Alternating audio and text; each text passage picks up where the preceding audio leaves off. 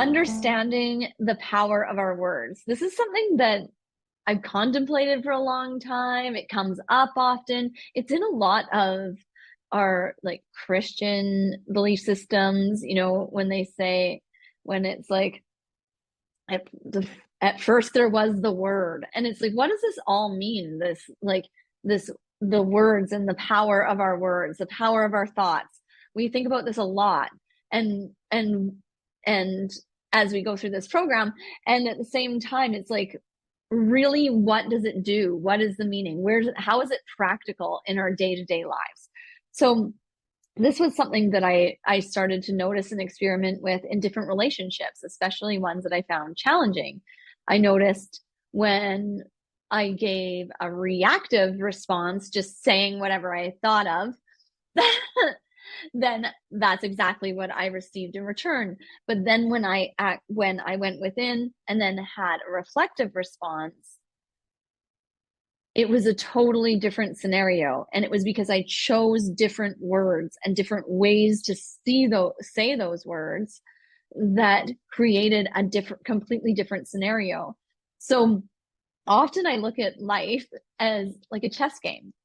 It's like, you know, that one move you make can affect all the moves down the road, that one thing. So the strongest force in there is our words, how we use them. And so tonight, I want to give a couple examples of things, like actual tangible things we can do to shift our thinking and how we use words. And so the first thing that we'll kind of go over is how to replace words. So the word should, this is one that comes up a lot for people. I should do this. I need to do this. It's like should/need. And it's really, it's like, who told you you should? And the thing is, people will say, I should, and they're going to should themselves to death. Because what happens is the word should creates expectations. So if you're saying that for yourself, you're now creating an expectation for yourself. And if you don't have a way to navigate that forward, you're constantly disappointing yourself. And it's the same thing when someone else uses it with you, or you use it with someone else. When you say to someone else, you should do this, it creates a sense of obligation in that person. And then they feel like if they don't do it, then they've disappointed you, or vice versa. I'm sure you've had that experience too, where someone you respect or care about said, oh, you should do this. And then you start feeling like, oh, if I don't do that, then they're going to be disappointed. And so what I recommend with the words should and need to replace them within yourself is want. So I want to have a healthier lifestyle. I want to get up and meditate in the morning. Whatever it is that your goals are, or things that you would like to do or be better at, it's a want. I want to do this. You know, I want to go to work every day and support the people there instead of I need to go to work. And it really shifts things because it gives a better sense of control within your life. And so that's a really good one to just be aware of, is these little things. And there's many of them. And you'll start noticing them more and more of how you use your vocabulary and put it out there. So another really good one is replacing the word but. Like, oh, I wanted to do that, but this. But I had an appointment come up that stopped me from doing it. So another thing we can do is replace the word but with the word and. So I wanted to do that and I had an appointment come up. So it's like, it takes that pressure off. It's like, usually when we hear the word but, it totally negates the first thing you said. And so when we change the word to and, we're now incorporating and again, taking the pressure off of ourselves. So there's multiple ways that you can do that. And I'm sure you'll notice what happens is when words are sharp, like when they don't sit right with you, you'll get that pang, like, ugh. And so it's just noticing and paying attention when you get that pang. So that's one part and aspect of words, is just those simple things of switching out simple words that we're used to using and turning them into a more beneficial, uplifting, and positive way of thinking. So there's that piece when it comes to words. Also, it's the words that we use when we're going through something, and it can seem counterintuitive. So I'll give a really an example of a story so you can kind of see what happened through that. So when I was going through recovery of rheumatoid arthritis, when the inflammation left my body, it felt like the bones were sliding around in my joints. And, you know, most at that time would be like, oh my gosh, this is just as terrible. And now what's going to happen? And it's like, I'm never going to get better. I could easily have thought that because it was quite painful and I had no muscle mass. And instead, I started telling myself, I'm healing. This is an example of healing, and that my joints will restabilize. The cartilage is going to grow back, and this is one of the steps in the healing process. And sure enough, because I told myself that over and over and over again, it helped me to move forward and take those steps forward into healing instead of giving up. And so I changed my vocabulary around something. And sure enough, that's exactly what happened. And the reason why it did is because I was willing to take the actions and change the behaviors in accordance with that.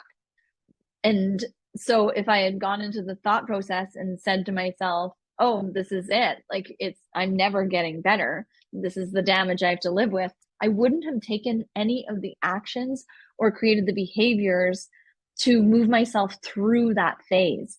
So it really is our self-talk and how the vocabulary we choose and the thought processes that we choose and the words we say and think are how we do that. That's our language, right? It's how we gain understanding of what it is that we're currently experiencing. And no matter what, we always have that option to flip the script. And so it's really remembering that our words are so powerful. And I'm sure you've seen this many times when you choose your word, like a typical argument with someone that's repetitive, and then all of a sudden you flip the script and you start saying things differently. People are like, what? Because they're used to a pattern.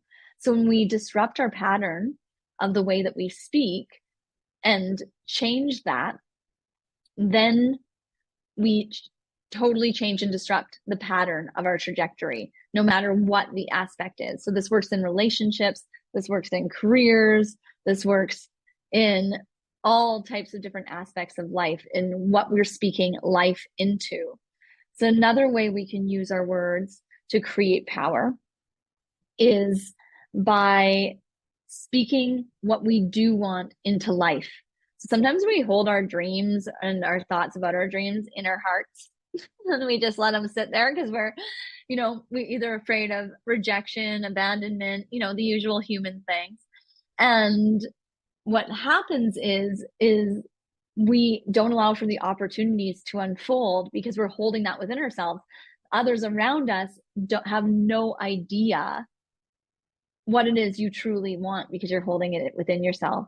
So another way to use our words in a powerful way is to start speaking out into the world, those around you, what it is you are moving towards, what it is you are doing. And you will notice that the people you speak to often have a piece of the puzzle for you that you wouldn't have even thought of. And they wouldn't have known if you hadn't said it out loud. So it's like when you want something and you want to move towards something, say it out loud to people. Of course, with people that you feel like you can trust, that like, and trust. It's like, don't go ahead and say it to someone you know is going to be cynical and a real butthead about it. Like, just forget them. But it's like, speak those things into the world because you have no idea who's listening, what piece of the puzzle they'll have to offer you to help you on that journey.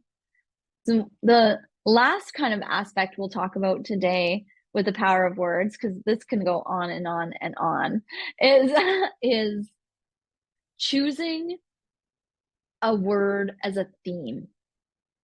So here we are, and at this particular day, we're moving into a new year. This is a good time to really reflect and determine what you'd like to experience moving forward. And words are a very good way to put that into action. So I'll give an example. I choose a word of the year every year. And my word in 2020 was clarity. And I call the year of 2020 the year of perfect vision, because man, did I get some clarity. Because everything I did, everything I engaged in, I would ask myself, is this bringing me closer to clarity? Is this providing more clarity? That was the theme of my year. And sure enough, I received a ton of clarity on my life, because that's what my mind was constantly going to that. Like, is this bringing clarity? Is this bringing clarity?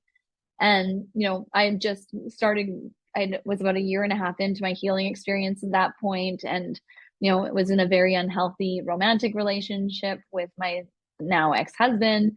And I needed that clarity of what to do next, but was very much stuck. And so focusing on that word really helped me come back into alignment of what was my goal that year. And so if I was engaging in something that didn't bring me clarity, then it was out. It was like, this isn't what I'm focusing on right now. And then going into the year 2021, my word of the year in 2021 was joy. And again, it was the theme and working on that word and seeking that word in everything in my life. So then I would ask, is this bringing me joy? Do I feel joy in this moment? Is what I'm doing right now something that will bring joy? And if the answer was no, it was out. Then we came into 2022. I chose the word trust. Well, that's quite the word to choose if you're into it. It was quite the year. So, because of course, plenty of opportunities came up to trust. And every time one did, I had to bring myself back into that. Like, this is what you want to do. You want to learn how to trust. And I did. And it sucked. And then 2023 came along and I really went for it last year. I don't know. I was like, I'm breaking through all the stuff, going for it this year. And so my word last year was peace, abundance, grace, expansion, stability, and stamina. I had 6 words. And holy hot damn, that was quite the year. It was so much happened, so much transformed, amazing ups, crazy downs. Like it was just one of those things. And yet it was so interesting to go through, because it was like every day I would write down those words and reaffirm those words and ensure that everything I did was in alignment with that. And some things are hard to remove when they're not in alignment with those things, because they're not so bad, but they're not in alignment with those things. So that was 2023. This year, for 2024, my word of the year is ecstasy. To be ecstatic.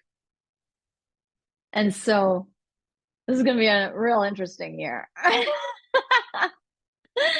And so now it will be what will bring this feeling of like euphoria, ecstasy, just being like drenched in life, and going for it full tilt. And it's a little bit nerve-wracking, but it's a noble goal, because who doesn't want to be in the experience of ecstasy? And so that's why, as much as it seems, sometimes we just say things, or we get in conversations and we don't think much about it, but our words are the most powerful thing we have. What is that quote? It's like, the pen is mightier than the sword is so true, because it's the power of what we say.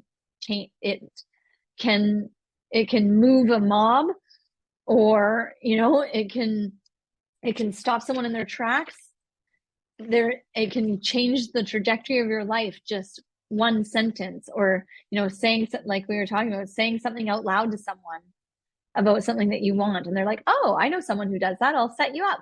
Things like that happen all the time. But if we don't consider our words and just go about without a conscious connection to them, we give away their power.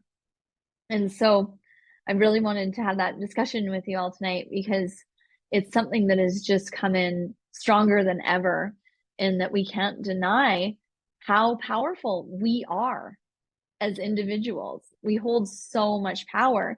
And I think everyone in here gets to see a bit of their own power that a lot of people never do when you heal from these illnesses that are considered to be incurable, and coming out stronger than ever. You get a taste of that inner power, and how capable you are, and how much you have to give in this world. Then when we couple that with that like intention and focused energy, and speaking our reality into the world, it shifts everything.